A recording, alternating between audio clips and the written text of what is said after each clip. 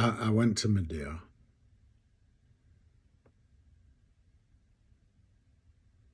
Foolish. But now I'm no longer vulnerable. I was. And this change I must speak to. I had responsibilities, and my compassion let me forget these and to become not soft, irresponsible. I went to her and I told her, Medea, stop standing there, staring at me with disrespect in your eyes against your husband, against Corinth. It's that disrespect that makes me tell you now to leave. Take yourself, your children, and be gone immediately, and know that you will not return. You are banished for now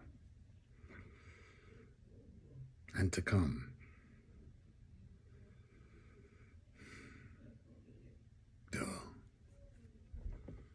She looked at me in the eyes and asked what she had done. She would set herself as a woman wronged, the victim of unfairness, and now someone in contempt of the state. Did she really imagine that all loves last and that every marriage comes guaranteed with a happy ending? What fool would expect that? Why do humans compare their lives against some perfect, never-before-lived existence? What had happened to her is unfair. Life for all is unfair.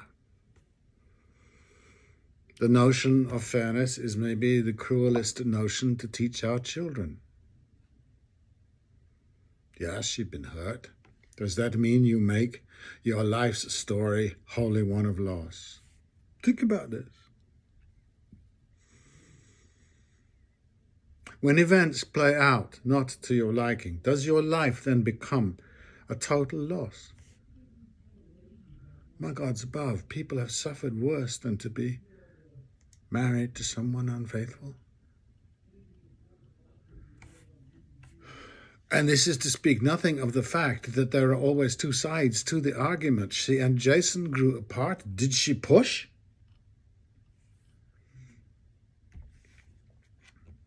Jason lost desire. Did she lift a finger to change this? Or had she herself fallen far from the efforts she made to win his love back in Colchis?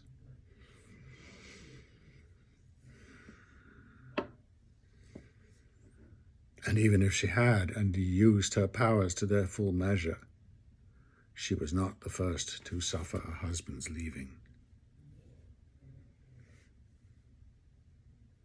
Life is unfair.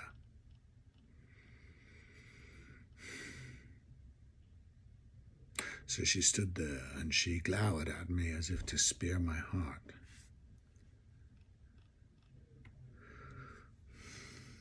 The snows of last year are gone.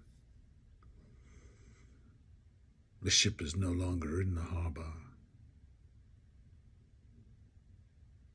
Life moves on, and much of what is past bears no need of repeating.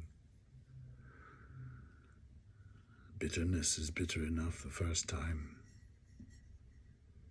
Don't keep drinking from that cup. This is what I'm thinking as she glowers and stares daggers at me that truly cause me to fear. She's unstable, knocked off her guard as a mother and a wife. She's imagined herself special and now drinks that bitter glass that reaffirms that she, while not born human, is suffering a far too common fate.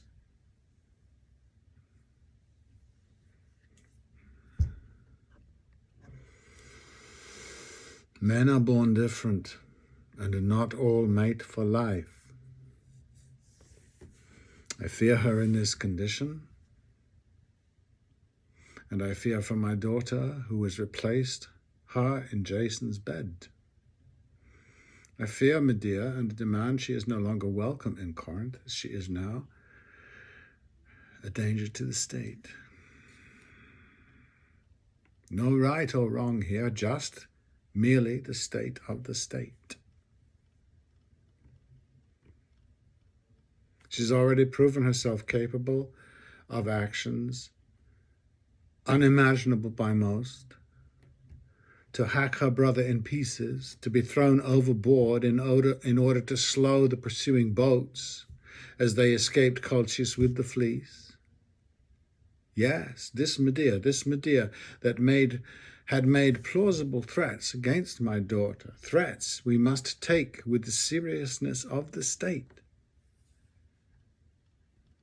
What choice did I have but to protect ourselves? This was a real threat that could not stand. For my compassion to allow me to become soft would directly create a danger in others. In fact, this threat did cause many deaths and a horror story for the ages.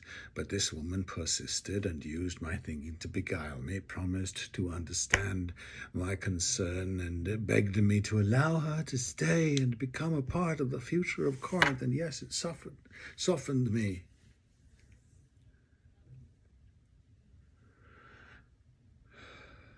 Not good.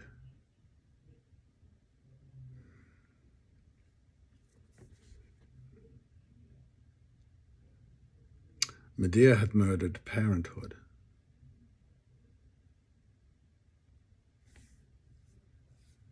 My daughter lost,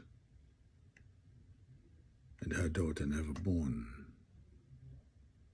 and hers and hers. They say Medea murdered her children, which is wrong. She murdered children, not just hers.